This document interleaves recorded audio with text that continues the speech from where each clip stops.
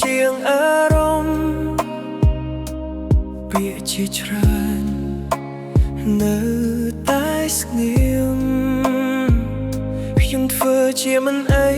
ពេលអ្នកមើលតែពេលអ្នកទៅជិតខ្ញុំរអាក់ខ្ញុំមិនសុំអ្វីច្រើនជាងនេះខ្ញុំសុំតែឲ្យអ្នកស្ដាប់បើមានមួយនាទីចុងក្រោយខ្ញុំនឹងប្រាប់អ្នកថាស្នេហ៍ខ្ញុំមិនធ្លាប់បាត់បើថ្ងៃនេះជាកាលាសូមចាំពីខ្ញុំមាននរណាម្នាក់ស្រឡាញ់អ្នកពិត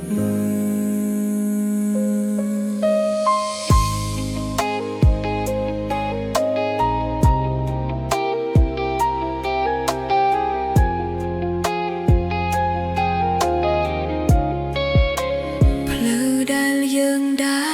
រឥឡូវស្ងប់សុំលេងអ្នកនៅក្នុងចិត្តខ្ញុំមិនទោសអ្នកឬពេលវេលាខ្ញុំទោសការស្ងៀមរបស់ខ្ញុំមកថ្ងៃណាមួយអ្នកដឹកខ្ញុំសូមចាំថាខ្ញុំមិនបានទៅណាបើមានមួយនាទី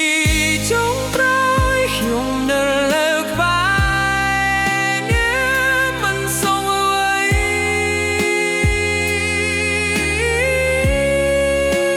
ក្រោយពីពេលបើពីភពពិតភ្នែកចប់គួរស្នេហ៍នេះ